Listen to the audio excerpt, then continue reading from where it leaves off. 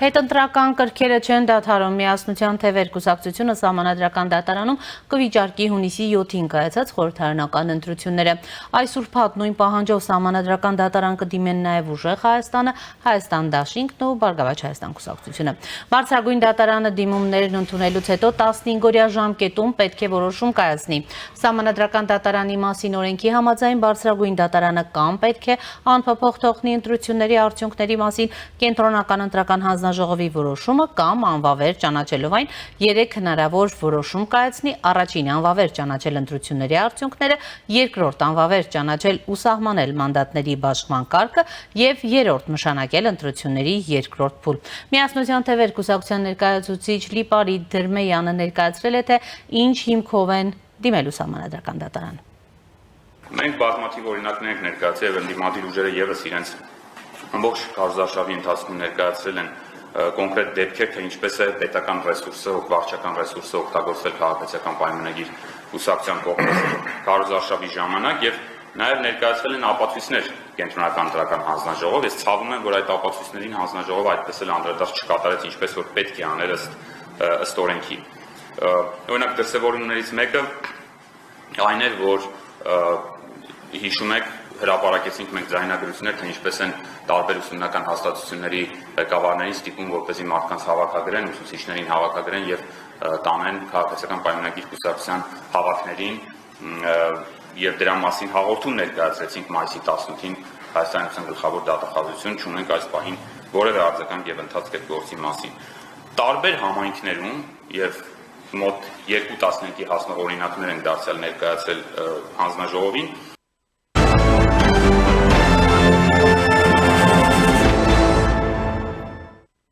Թեև Հայաստանի վարչապետ Նիկոլ Փաշինյանը հայտարարել էր, որ Երևանը մտադիր չէ դուրս գալի ԱՏՄ-ից, ռուսաստանցի պաշտոնյաները շարունակում են պնդել, որ Հայաստանի կողմից Եվրամիության հետ մերձեցումը ենթադրում է համագործակցության դադարեցում ԵԱՏՄ-ի հետ։ Եթե Հայաստանի ղեկավարությունը կողմնորոշվի բացառապես արևմուտքի օգնության ու աջակցության վրա, ապա սխալ կգործի։ Ռուսական պետական ՏԱՍՍ-ին տված հարցազրույցում հայտարարել է Ռուսաստանի արտաքին հետախուզության ծառայության տնօրենը։ Ըստ Սերգեյ Նարիշկինի, այդ դեպքում երկրի ներսում իրավիճակը կբարդանա, ինչպես նաև լրացուցիչ խոչընդոտներ ու դժվարություններ կստեղծվեն տնտեսական զարգացման համար։ Թե ինչու եւ ինչպես է Հայաստանի ներսում իրավիճակը բարդանալու, ռուսաստանցի պաշտոնյան չի մանրամասնել, միայն հավելել է՝ հույս ունեմ, որ Հայաստանի ղեկավարությունը կգործի խոհեմ կերպով։ Նարիշկինը միաժամանակ շեշտել է, որ Ռուսաստանի համար կարևոր է Հայաստանի հետ բարեկամական հարաբերությունների պահպանումը, կարևոր է, որ զարգանա համագործակցությունն ու փոխգործակցությունը բոլոր ուղղություններով, տնտեսության, հումանիտար ոլորտի, ինչպես նաև ռազմական ու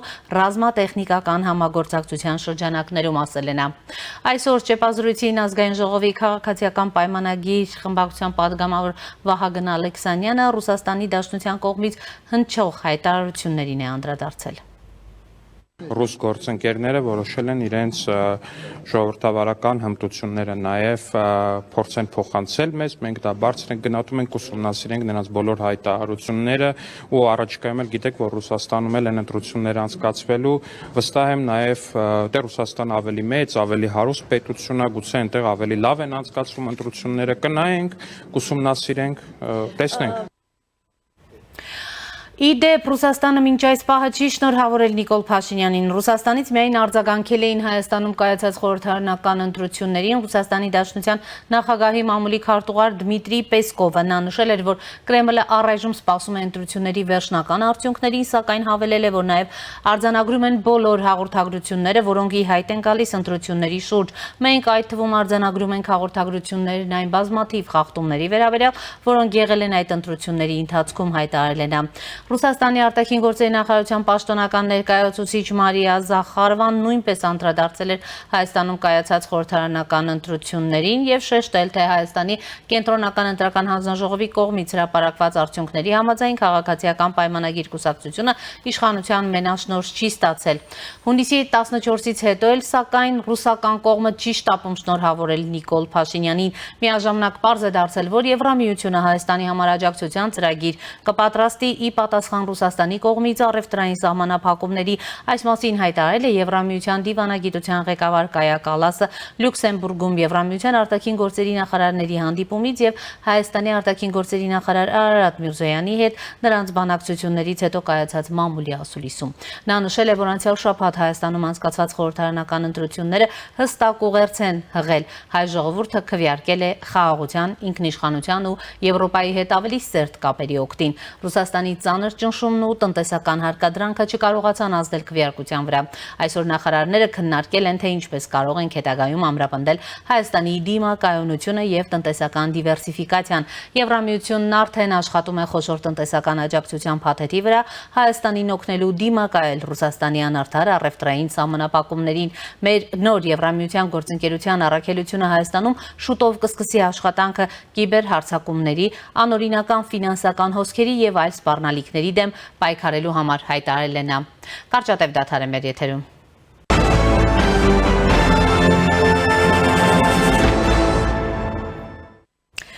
Շարունակում ենք աշխատանքը եւ այս պահին կապ ենք հաստատել ազգային ժողով, զրուցելու ենք ազգային ժողովի քաղաքացիական պայմանագիր խմբակցության падգամավոր Լիլիթ Ստեփանյանի հետ։ Բարև ձեզ Տիկին Ստեփանյան, շնորհակալ եմ միանալու համար։ Բարև ձեզ, շնորհակալ եմ հրավերի համար։ Տիկին Ստեփանյան, այսօր ձեր գործընկերները ուրեմն կոչ էին անում ընդդիմությանը, որ չվերցնեն մանդատները եւ չգան խորհրդարան, այլ գնան ուղիղ ոստիկանություն մեղայականով, բայց գիտեք որքան էլ սահմանադրական դատարան են նրանք դիմել, ավելի ճիշտ շաբաթվա վերջում դիմելու են, բայց մանդատը չվերցնելու խոսք անգամ չի գնում։ Ստեղծված իրավիճակը նախ դուք ինչպես եք գնահատում։ Մի կողմից մենք ունենք քաղաքական ուժեր, որոնք ուրեմն վիճարկելու են այս ընտրությունները սահմանադրական դատարանում, մյուս կողմից ըստ էության նոր ձևավորվելիք խորհրդարանի հետ գործ ունենք։ Իրավիճակը ինչպիսին է, տեսակետ կա, որ եթե սահմանադրական դատարանը ուրեմն վճռեց փաստորեն իսկապես այս քաղաքական ուժերին ընդառաջ գնաց, ապա տարբերակներից մեկը նոր ընտրություններն են։ Դիտարկում եք այս սցենարը, թե ոչ քաղաքական ձեր թիմում, համեցեք։ Շնորհակալ եմ հարցերի համար։ Նախ շատ է խոսվում, թե ընդդիմությունը ինչ քայլեր է ձեռնարկելու եւ ամենատարածված հարցը, ամենատարածված այսպես ասեմ, խնդիրը բոլորը դիտարկում են, թե ընդդիմությունը մանդատները վերցնելու է, թե ոչ։ Ես ձեզ վստահեցնում եմ, որ ընդդիմությունը մանդատները վերցնելու է, որովհետև եթե ընդդիմությունը մանդատները չվերցներ կամ չվերցնելու ինչ-որ որոշում ունենար, ապա ինչու էր միլիոնավոր ընտրակաշառքներ բաժանում Հայաստանի Հանրապետության քաղաքացիներին, եւ ես չեմ ուզում վիրավորել բոլոր այն մարդկանց, ովքեր ընդդիմությանը խորհուրդ են տալի վերցնել կամ հակառակը չվերցնել մանդատները, որպեսզի իշխանափոխություն անեն, ինչ-որ նոր իմպիչմենտ ենք մենք ստացել, դարձել այդ իմպիչմենտի խոսակցությունը առաջ են բերում։ Ուզում եմ ասել, որ ցավոք ընդդիմությունը չի որոշում ինքը մանդատները վերցնում է թե ոչ։ Եթե ընդդիմությանը ասվի, որ իրենք պետք է վերցնեն մանդատները եւ սիրուն մտնեն խորհրդարան եւ շարունակեն աշխատանքը, ուրեմն դա նրանք կանեն։ Եթե ընդդիմությանը ասվի, որ դեռևս մի վերցրեք մանդատները, նրանք դեռևս չեն վերցնի մանդատները։ Սրանով է պայմանավորված նաեւ Եռագլուխ կուսակցության 3 առաջնորդների տարօրինակ ցանկությունը անձնական պատճառներով կամ այլ պատճառներով մեկնել Ռուսաստան, որը չեղարկվեց։ Եվ սրանով էր պայմանավորված նաև այն հանգամանքը, երբ կենտրոնական ընտրական հանձնաժողովի դիմաց մեր ընդդիմադիրները ինչ-որ ցույց էին այնում եւ նրանց առաջին համարները, մեկի դեպքում բոլորի դեպքում առաջին համարները, մյուսի դեպքում նաև նրանց քաղաքական առաջնորդը չէին մասնակցում։ Սա եւս մեկ ցուցիչ է, որ այս կուսակցություններին կամ այս քաղաքական ուժերին ընտրող ժողովուրդը, քաղաքացիները պետք է հասկանան, որ իրենց ձայնը ցավոք տվել են մի ամորֆ զանգվածի, որը ոչ որոշումներ կարող է ընդունել, որը ի վիճակի չէ ինչ-որ քաղաքական գործունեություն ծավալել եւ նրանց գործունեության բոլոր թելերը ցավոք Հայաստանի Հանրապետությունից դուրս են։ Իսկ թե ինչ կվճռի Հայաստանի Հանրապետության սահմանադրական դատարանը, սպասենք եւ տեսնենք։ Մենք ընտրակաշառք չենք բաժանել, մենք բացառապես աշխատել ենք եւ ներկայացրել ենք մեր քաղաքացիներին կառավարության ապագա ծրագիրը, թե մենք 5 տարվա մեջ եթե ընտրվենք վստահության քվե ստանանք ինչ ենք անելու, ինչպես նաև սա հրաշալի առիթ էր, որպեսզի մենք հաշվետվություն ներկայացնենք նաև մեր քաղաքացիներին, թե ինչ են արել նախորդ 5 տարիների ընթացքում։ Ընդդիմությունը պետք է վախենա, որտեղ ես մտածում եմ իրենք էլ որտեղից են այդքան գումար ճարելու, էլ ով է իրենց ֆինանսավորելու, որպեսզի կարողանան դարձյալ այդքան ընտրակաշառք բաժանել, քանի որ այն քաղաքացիները, ովքեր ընտրել են քաղաքացիական պայմանագրին, բացառապես առաջնորդվել են գաղափարական քաղաքական շարժառիթներով, իսկ մեր քաղաքացիներից վարձանգված, ցավոք գուցե նաև մեղքով գուցե նաև իրավապահների, մեղքով գուցե ընդհանուր առմամբ կրթական ցենզի պատճառով էլի չկարողացավ ոչ ասել ընտրակաշարքին եւ ցավոք մենք 26 թվականի հունիս ամսվա ընտրությունների ժամանակ էլի ստիպված էինք խոսել ընտրակաշարքի մասին, ընտրակաշարքի դեմը առնելու մասին ամենատարբեր իրավական եւ քրեական գործիքներով եւ այլն եւ այլն։ Տեսեք Տիկին Ստեփանյան, տեսեք խոսում ենք ընտրակաշարքի մասին, որը նոր երևույթ չէ մեր իրականության մեջ, բայց իշխանությունը փոխանակ այս վերջին ամիսները օգտագործել հենց այդ նոր օրենսդրական նախաձեռնությունների համար հետընտրական process-ում է որոշում ուրեմն նախաձեռնություններով օրենսդրական հանդես գալ։ Ուշացած չեն ձեր այս քայլերը եւ ինչու ամեն կերպ փաստորեն խուսափեցիք այդ փոփոխությունները մինչ ընտրությունները կյանքի կոչել։ Իրականում հարգելի Սիրանուշ կային խոսակցություններ, որ չի բացառվում այս ուժերը ընտրակաշարք բաժանեն, որտեղ ըստ էության նրանք քաղաքական որևէ ծրագիր կամ քաղաքական առաջարկ չունեին մեր հասարակությանը, իսկ քանի գնաց դեպի ընտրությունների օր այնքան կարելի էր տեսնել մասնավորապես 1-2 քաղաքական ուժերի կողմից պոպուլիստական առաջարկություններ, պոպուլիստական ձևակերպումներ, հայտարարություններ, այսինքն որքան նրանք հասկացան, որ իրենք պարզապես այսպես ասեմ, կռվում են, պայքարում են պատվավոր երկրորդ եւ երրորդ տեղերի համար, այնքան նրանց առաջարկները եւ հայտարարությունները դարձան պոպուլիստական, այսինքն նրանք հստակ գիտեին, որ իրենք չեն ընտրվելու, հետեւաբար աշխարհի տակ գտնվող բոլոր խոստումները նրանք տվեցին մեր քաղաքացիներին, մտածելով, որ գուցե այսպես տիրաշահեն։ Ինչ վերաբերում է ձեր կողմից առաջարկված խնդիր, որ ընտրակաշարքը նոր չէ, այո, ընտրակաշարքը նոր չէ, բայց 2018 թվականի Թավշյա բռնի հեղափոխությունից հետո մենք տևական ժամանակ ընտրակաշարքի մասին խոսում էինք, որ ինչ որ մի ժամանակ Հայաստանի Հանրապետությունում քաղաքական process-ներ ուղեկցվել են նաև ընտրակաշարքներով եւ կարող ենք ասել, որ անգամ 2021 թվականին այս ծավալի ընտրակաշարք չի եղել, եթե նույնիսկ եղել է։ Ընտրակաշարքը քաղաքական process-ների անբաժանելի մասը դարձյալ 2025 թվականի Գյումրու քաղաքապետի ընտրությունների ժամանակ եւ դարձյալ կային խոսակցություններ, որ ընտրակաշարք են բաժանում մեր ընդդիմադիր գործընկերները ընդհանուր առմամբ իհարկե կարելի էր սրա մասին խոսել կամ ինչ որ չափով փորձել արգելել, բայց օրինակ 21-22 թվականներին մենք չունեինք բավարար չափով օրինակ գործիքակազմ, դուք գիտեք, որ նաև մենք այս ամենի դիմաց առնելու, ինչպես նաև հիբրիդային պատերազմի առաջ առնելու համար մենք անգամ ԵՄ-ից էինք աջակցություն խնդրել եւ ստացանք այդ աջակցությունը, եթե նախկինում մենք խոսում ենք, որ հնարավոր է լինեն ընտրակաշարքի դեպքեր, բայց չենք կարող ապացուցել։ Այս անգամ 26 թվականին մենք ոչ միայն ասում ենք, որ եղել են ընտրակաշարքի դեպքեր, այլ նաև կարողանում ենք ապացուցել իրավապահ համակարգին տված լիազորությունների, իրավապահ համակարգին տված նոր գործիքակազմի եւ նոր օրենսդրական կարգավորումների շրջանակներում եւ որքան էլ որ ցավալի է, մի հայտնի նկար ունի Սուրենյանցը, որտեղ օրինակ Շամիրամը նստած է եւ փորձում է իր արալեզների միջոցով կենթանություն տալ մահացած Արա արքային, այնպես էլ այս դեպքում որոշ քաղաքական ուժեր իրենց ամբողջ ներդրում, իրենց ամբողջ ջանքը ներդրեցին, որպեսզի քաղաքական դաշտում հետ բերեն վաղուց մոռացված եւ վաղուց մահացած արատավոր բարքեր, այդ թվում նաեւ ընտրակաշարք բաժանելը եւ ամբողջ այս ընտրակաշարքի վերաբերյալ խոսույթը եւ եթե Շամիրամի դեպքում ցավոք, ապա այս ընդդիմության դեպքում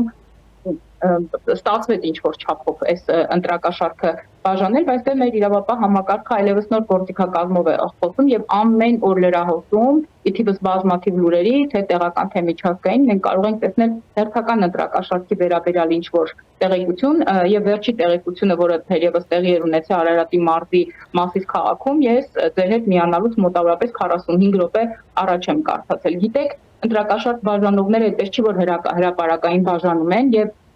ինչպես տարբեր երևույթներ ժամանակի ընթացքում տրանսֆորմացվել են, ավելի ադապտացվել են միջավայրին, այնպես էլ ընտրակաշարքը այլ նախկինի նման օրինակ չեն ուղարկում ինչ-որ մեկին մեծ պայուսակով, որպեսզի նրանք գնան մտնեն ինչ-որ մուտքեր եւ 1-2 ոստիկան էլ հսկի օրինակ այդ մուտքը, որ ընտրակաշարք բաժանողը հանգիստ ընտրակաշարքը բաժանի դուրս գա։ Այսօր լրիվ հակառակ եւ աբսուրդ իրավիճակն է քաղաքական տեսանկյունից եւ ընտրակաշարք բաժանում է ընդդիմությունը, իսկ իշխանությունը իր ամբողջ ռեսուրսներով, իր ամբողջ համակարգով, պետական մարմիններով, իրավասու եւ պատկան կառույցներով փորձում է այս ընտրակաշարք բաժանելը արգելել եւ ինչ որ կերպ դրա դիմաց նարնել։ Հաջողել ենք մենք ամբողջությամբ ընտրակաշարքի դեմ նարնել, բնականաբար ոչ, բայց հաջողացրել ենք շատ հարյուրավոր դեպքերի շրջանակներում խոսել եւ անձնավորված իդենտիֆիկացված ասել, որ օրինակ ան X մարդուն Y միջավայրում տվել ընտրակաշարք, դա կարողացել ենք։ Եվ ես կարծում եմ, որ նոր օրենսդրական նախաձեռնությունների շրջանակներում, որտեղ օրինակ մենք խստացնելու ենք թե ընտրակաշարք տվողի եւ թե վերցնողի պատիժը, ես կարծում եմ սա եւս նոր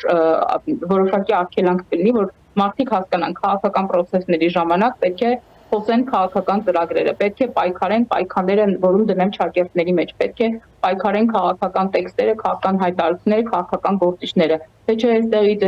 ինչ որ օլիգարխներ իրենց ունեցածը, իրենց թալանածը հետ գցած ինչ որ մարդիկ, որ այսպես դուրս են եկել քաղաքական պատմության շրջանակներից եւ ուզում են դարձյալ վերակենդանանալ եւ մարդկանց ինչ-որ բան առաջարկել, ընդհանուր առմամբ մենք տեսանք, որ էլի չստացվեց, որովհետեւ հասարակությունը իսկապես մերժում է եւ ամենամեծ մեղադրանքների սլակներն էլ այո մեզ է ուղղված, որ մենք ժամանակին չենք կարողացել կամ բավարար չափով չենք կարողացել այս ամենը արգելել, բայց էլի եմ ասում, մենք ունենք այնինչ ունենք, ընտրակաշարքը նոր բան չէ եւ մենք պետք է ամեն ինչ անենք, որ սա գոնե մնա քաղաքական պատմության շրջանակներում եւ չդառնա ակտուալ կամ քաղաքական process-ների անբաժանելի մաս։ Մենք դրա դիմաց ինչ-որ կերպ պետք է առնենք եւ գործիքներ իհարկե կիրառում ենք։ Տիկին Ստեփանյան, դուք նկատի ունեմ իշխանությունը, հա, հավաքական իշխանության առումով։ Հայտարարում եք, որ ըստ էության տեղի ընտրակաշարքը ունեցել է լրջագույն ազդեցություն ընտրությունների արդյունքների վրա։ Հիմա պարզ հարց է առաջանում։ Լեգիտիմ են այս ընտրությունները թե ոչ եւ արդյոք դուք քննարկում եք սահմանադրական դատարան դիմելու տարբերակը, համեցեք։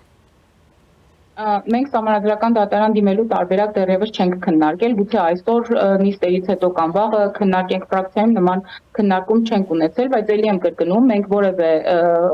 խնդիր կամ որևէ խնդրահարույց քայլով չենք շփվել մեր քաղաքացիների հետ, հետեւաբար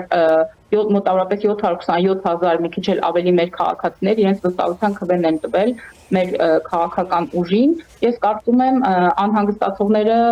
ընդդիմադիրներն են, որովհետև ինչպես Սամվել Կարապետյանը, այդ ուժեղ Հայաստանի քաղաքական առաջնորդի իր ելույթներից մեկի ժամանակ նշեց, ասում եմ մեր այդ 1,5 միլիոնը խաբեցին փաստորեն, այսինքն նրանք խոստովանում են, որ մոտավորապես 1,5 միլիոն մարդու փորձել են ընտրակաշարք բաժանել իրենց տասնապետների, հարյուրապետների, 50-ապետների միջոցով։ Հիմա դրանցից քանիսն են բռնված, թե արդյոք այդ մարդիկ գումարը ամբողջապես հասցրել են տալ քաղաքացիներին, թե ոչ, սա արդեն իրավապահ համակարգի մեր իրավապահ մարմինների մեր գործընկերները կնշեն եւ մենք առաջիկայում արդեն շատ կոնկրետ դատական ակտերով կկարողանանք ավելի կոնկրետ, ավելի հստակ ասել, թե ովքեր են եւ ինչ չափով են ներգրավված։ Մենք ընտրությունների լեգիտիմության հարցը երբեք չենք դրել, որովհետև մարդիկ գնացել են եւ քվեարկել են։ Այո, եղել են քաղաքացիներ, ովքեր շահագրգռվել են կամ ովքեր ինչ-ինչ խոստումների դիմաց գնացել են եւ ընտրել են այլ ընդդիմադիրների, բայց դա էլ շատ դժվար ապացուցելի բան է, ի վերջո քաղաքացին գնացել է ընտրատեղամաս եւ քվեախոսիկում ինքը իր խիղճը եւ իր քաղաքական համոզմունքը եղել են մենակ եւ նա ընտրություն է ի վերջո կատարել։ Հիմա կհասկանանք, որ այս քաղաքացիները ընտրակաշարքի միջոցով են շատ հարցերում առաջնորդվել։ Կլինի այնպես, ինչպես եղավ օրինակ N-ից ընտրատեղամասերում, որտեղ քվեարկության արդյունքները անվավեր ճանաչվեցին, բայց այս պահին մենք լեգիտիմության խնդիր չենք դնում ընդհանրապես։ Տեսեք Տիկին Ստեփանյան, մենք տեսնում ենք նաև Ռուսաստանի Դաշնությունը թերևս միակ երկիրն է, ուրեմն սպասվելիք շնորհավորանքների թվում, որ չի շտապում շնորհավորել, սպասում էին ԿՀ որոշմանը, ԿՀ-ն հրապարակեց, նրանք դարձյալ չեն շնորհավորում եւ շարունակում են այնտեղից սպառնալիքներ, ճնշումներ, պատժամիջոցներ եւ այլն։ Դրան զուգահեռ Եվրամիության աջակցության մասին ենք ուրեմն նոր տեղեկատվություն ստանում, ինչպես են զարգանալու հայ-ռուսական հարաբերությունները եւ ի վերջո ռուսական կողմից դեռ ակնկալում եք շնորհավորանք, համեցեք։ Անկեղծ ասած ես կարծում եմ, որ ինչպես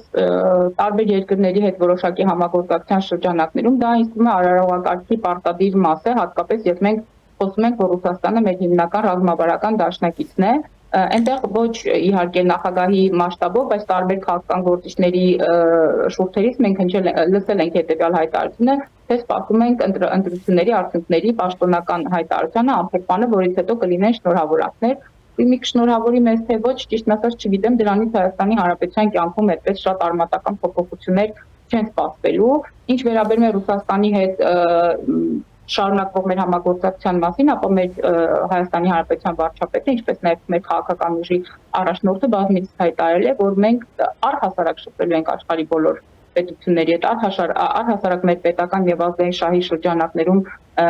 տարբեր տեսակի կապեր ենք ունենալու, հաստատելու, կայացնելու տարբեր պետությունների հետ, բնականաբար Ռուսաստանը այս հարցում բացառություն չէ։ Ռուսաստանը մեզ ինչպես է դիտարկում, ցավոք դա պետք է պատասխանեն ռուս գործընկերները, բայց մենք այս պարագայում Ռուսաստանի հետ ոչ կիսելու բան ունենք, Ռուսաստանի հետ ոչ Ռուսաստանին համոզելու բան ունենք, ոչ պաշտպանվելու բան ունենք, ոչ ապացուցելու բան ունենք։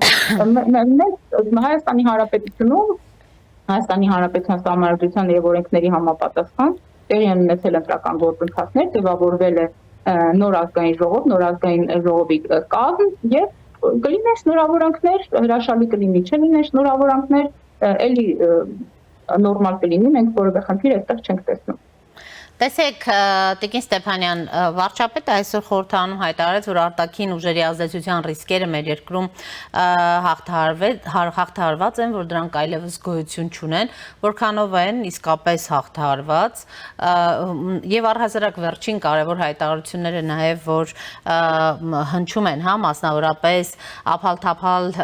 մի հավաքեք ձեր ճամպրուկները, երազելու եք Հայաստանից փախչելու մասին, վարչապետ Փաշինյանն էր երեք ուրեմն իր ուղերձը, ուրեմն հղելով Քոչարյանին, ուրեմն երեք եռագլխի տարբեր, ուրեմն ինչպես ինքն է ասում ներկայացուցիչների, Քոչարյան, Կարապետյան եւ Ծառուկյան։ Սրանք դարձյալ հայտարարություններ են, թե ինչ որ ռադիկալ գործողությունների, ռադիկալ քայլերի եք որոշել դիմել հասարակության սպասելիքները ի վերջո այս մասով չէին արդարացել, ինչ է հնարավոր է որ որոշ ժամանակ հետո էլի սկսեն հայտարարությունները, որ դե գիտեք դատական գործեր են, թող ընթանան իրենց հունով, մենք ոչ մի կերպ չենք միջամտում եւ այլն եւ այլն։ Շնորհակալ եմ, քարոզարշավի ընթացքում իրականում մենք երբ որ շփում ենք բազմաթիվ բազմահազարանոց համայնքների կամ քաղաքների, քաղաքացիների հետ, մի անգամ վարչապետը այս մասին առիթ ունեցել է ասելու, որ քաղաքացիները, իհարկե լինում են քաղաքացիներ, ովքեր այս կամ այն խնդիրը բարձրացնում են տարբեր ոլորտներից, առողջապահական, կրթական, սոցիալական, անվտանգային եւ այլն, բայց հասարակության մեջ կա մի սպառազանված, ովքեր որ ինչ որ չափով տուժել են օրինակ նախկինների իշխանության օրոք կամ նրանք մինչև հիմա այսպես շատ կոնկրետ սպասում են հոկտեմբերի 27-ի բացահայտմանը, շատ կոնկրետ սպասում են մարտի 1-ի բացահայտմանը, շատ կոնկրետ սպասում են տարբեր քաղաքական սպանություններին, որ տեղի են ունեցել օրինակ Ռոբերտ Քոչարյանի իշխանության կամ ղեկավարման օրոք։ Մարդիկ սպասում են, նրանց մոտ ձևավորված ակնկալիք կա, եւ ես կարծում եմ դա շատ հստակ երևաց հատկապես այս օրերին, եղել են օրինակ մարզեր, երբ ես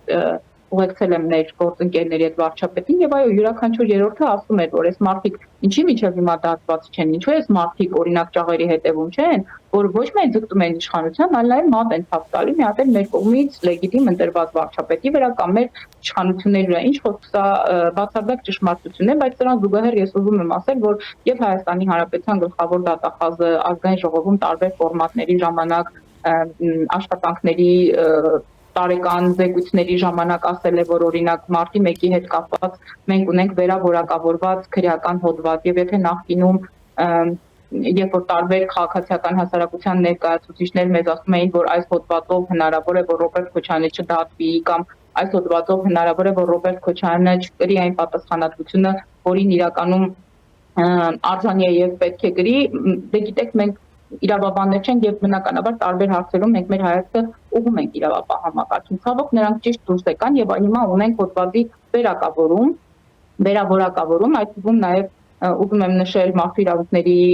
պաշտպանի եվրոպական դատարանի կողմից մեզ եկած արձանագրությունը, որտեղ հստակ ասվում է, որ տվյալ օրվա իշխանությունները պատասխանատվություն են կրում, օրինակ մարտի 1-ի դեպքերով քաղաքացիների սպանության համար։ Այսինքն սրանք մեղադրանքներ են, որոնք ժամկետի մեջ են եւ նրանք վաղեմության ժամկետ ունեն, օրինակ չեն կարող ասել, որ օրինակ եկող տարի էլ եթե Քոչարյանի չդատեցինք, օրինակ Քոչարյանը այսպես մաքրամաքուր դուրս է գալու։ Ի վերջո մենք նրանք ինչքան էլ լավ դիսկերից հանդես գան, ինչքան էլ օրինակ հիմա փոխեն Ռոբերտ Քոչարյանի դեմքով այսպես իրենց ընտանիքին ցույց տալ եւ այլն, բոլորս ապրել ենք այս ժամանակահատվածում եւ բոլորս հրաշալի տեսել ենք, թե ինչ մթնոլորտ էր Հայաստանի Հանրապետությունում Հայաստանի Հանրապետությունը որպես պետություն եւ որպես պետականություն գլխատելու բոլոր փորձերը տեղի են ունեցել Ռոբերտ Քոչարյանի իշխանության օրոք։ Ռոբերտ Քոչարյանի իշխանության օրոք են օրինակ տեղի ունեցել 2 տասնյակից ավելի քաղաքական սպանություններ։ Դրանց որոշ դեպքերում կան իրավական գործընթացներ։ Բոլորովին վերջերս մենք տեսանք, որ քաղաքական սպանություններից մեկի հետ կապված էքսկումացիա տեղի ունեցավ եւ փորձում են նրա մարմնի մնացորդներից տեսնեն ինչ կարող են ասել, արդյոք դա ինքնասպանություն է, թե այնուամենայնիվ սպանություն է եղել եւ այլն։ Ընդհանուր առմամբ վարչապետի ասածից ես կարող եմ ասել, որ նա դարձյալ հղում է անում Հայաստանի Հանրապետության ժողովրդին, դարձյալ հաշվի առնելով այն թվերը, այն վստահության քվեն եւ այն քաղաքացիների հատվածին, ովքեր վստահում են եւ մեզ դարձյալ հնարավորություն են տվել, մանդատ են տվել նախորդ հաջորդող 5 տարիների ընթացքում իրականացնել եւ իրացնել Հայաստանի Հանրապետությունում իշխանությունը, նրանք մեզնից շատ հստակ պահանջներ ունեն, որից արդեն 2-3 տարի է, պետք է հստակ ասեմ, հաշվի առնելով օգոստոսի 8-ի հայտարարությունը Վաշինգտոնյան մեր ձեռք բերված պայմանավորվածությունը եւ 2 տարի սահմանի հանգստությունը կարծես ինչ որ չափով անվտանգային հարցերը այսպես մի քիչ հետ են քաշել եւ մարդիկ դարձյալ մեզանից սպասում են արդարադատություն իրականացնել եւ նրանք ուզածը շատ པարզ, շատ օրինաչափ բան է, ասում են, եթե ի վերջո հոկտեմբերի 27-ը տեղի ունեցել այս երկրում, հոկտեմբերի 27-ի համար կան մեղավորներ, թե չէ։ Եթե չկան, հայտարարեք, որ չկան։ Եթե կան, ուրեմն այս մարդիկ պետք է գնան իրենց պատիժի կրեն։ Նույնը մարտի 1-ին է վերաբերում, նույնը առհասարակ ընդհանրապես բոլորին է վերաբերում։ Ինչ ձեր հարցի այն մասով, որ վարչապետը հայտարարել է օտարերկրյա գործակալների մասին, ապա ես ուզում եմ այս տարիքը օգտագործել եւ եւս մեկ անգամ մեր քաղաքացիների ուշադրությունը ուղղել այս եռագլուխ կուսակցության առաջին համարների հայտարարություններին։ Բոլորովին վերջերս դարձյալ Սամվել Կարապետյանը օրինակ էլի խնդիր ուներ Հայաստանի Հանրապետության քարտեզի հետ, էլի ասում էր այդ կրծոտած քարտեզը, այդ բսկտված քարտեզը, այդ մեզ այդ քարտեզը չի բավարարում, եթե մենք կանք իշխանության, մենք վերանայելու ենք այդ քարտեզի սահմանները, սա նշանակում է ոչ թե հայտարարություն, որ այս քարտեզը իրենց չի բավարարում եւ վերջ, սա նշանակում է, որ քարտեզը չի բավարարում, չէ՞ այդ քարտեզի հարավից, հյուսիսից, արևմուտքից, արևելքից ինչ-որ տարածքներ պետք է գան եւ կպնեն այս քարտեզին, որպեսզի սա բավարարի մեր քաղաքական ընդդիմադիրներին։ Իսկ սա քաղաքագիտական լեզվով ասած նշանակում է հավակնություններ ունենալ հարևան պետությունների տարածքային ամբողջականության նկատմամբ։ Հիմա այն քաղաքացիները, ովքեր գնացել են եւ ձայն են տվել այս մեր ընդդիմադիրներին, առհասարակ պատկերացում ունեն այս մարդկանց ցանկությունը ինչ է։ Ինչու հենց այս փուլում ակտիվացավ Սամվել Կարապետյանը։ Ինչու է Սամվել Կարապետյանը հայտարարում, դե ինքը հələ մի 10 տարի ստեղ է։ Ինքը 10 տարի ստեղ է, որտեղ ինքը 10 տարի ստեղ է, որ օրինակ Ռուսաստանի Դաշնությունից իրեն գործուղել են Հայաստանի Հանրապետություն։ Եթե գործուղել են, նրա առաջ ինչ նպատակ են դրել։ Նրա կողմնակիցները ոնց խոսում են, ասում են, մեզ ստիպում են, որ մենք դուրս գանք փողոց, արյուն զոհեր։ Տպավորությունն է, որ այս մարդկանց քաղաքական աղբյուրը, նրանց քաղաքական գործունեության սնուցող աղբյուրը արյունն է, այսինքն պետք է անպայման Հայաստանի Հանրապետության ներսում լինեն խժդժություններ, լինեն ինչ-որ դժգոհություններ, լինեն ակցիաներ, լինեն SNN, որ այս թիմի նաև մի սրբազան ունենք, որ հիմա գտնվում է այնտեղ, որտեղ որ պետք է գտնվի, ինչ-որ պլաններ կան, որ այս մարդիկ անպայման պետք է իրականացնեն։ Մի խումբ կա, որի առջև դրված է այս պլանը, եւ եթե այս խմբի ինչ-ինչ անդամներ օրինակ բացահայտվում են, բռնվում են, տալանավորվում են, ձերբակալվում են, գալիս են հաջորդները եւ անպայման պետք է այս պլանները առաջ տանեն։ Ուզում եմ ասել, որ այս մարդկանց երբ վարչապետը խոսում է օտարերկրյա գործակալների մասին, ապա մենք հստակ պետք է հասկանանք, որ խոսքը գնում է հակապետական գործունեության մասին։ Հակապետական, այսինքն մենք ամեն ինչ անում ենք, որ մեր պետության հիմքերը ուժեղացնենք, որ մեր պետության միջազգային հեղինակությունը բարձրանա։ Մենք ամեն ինչ անում ենք, որ պատերազմը հեռու մնա մեր երկրի պետական սահմաններից։ Մենք կյանքի գնով կայացնում ենք պետական կառույցներ։ Մենք հսկայական աշխատավարձներ ենք տալիս իրավապահ համակարգի մարմիններին, որպեսզի նրանք հույս չունենան այլվանի եւ զբաղվեն միայն նրանով, ինչով որ պիտի զբաղվեն։ Մարդիկ գալիս են հարուքանդ են անում, հակապետական գործունեություն են անում, օրինակ ընտրակարգ են տալիս, որպեսզի մարդիկ գնան եւ ընտրեն իրենց։ Հիմա ընտրակարգով իշխանության եկած քաղաքացիները ինչի պիտի պաշտպանեն։ Օրինակ Ռոբերտ Քոչարյանը, որ այդքան շատ ուզում էր գալ իշխանության։ Ռոբերտ Քոչարյանը ինչը պիտի պաշտպանի։ Ինչ պիտի Ռոբերտ Քոչարյանը գիտի քաղաքական գործունեություն իրականացնելու մի ձև։ Չկա մարդ, չկա պրոբլեմ։ Խնդիր կա այս մարդու հետ, պետք է սպանել։ Խնդիր կա այս մարդու հետ, պետք է վերացնել։ Խնդիր կա այս մարդու հետ, պետք է ամեն ինչ անել, որ այդ մարդը իզոփոզով Հայաստանի Հանրապետությունից կորի գնա։ Հիմա Սամվել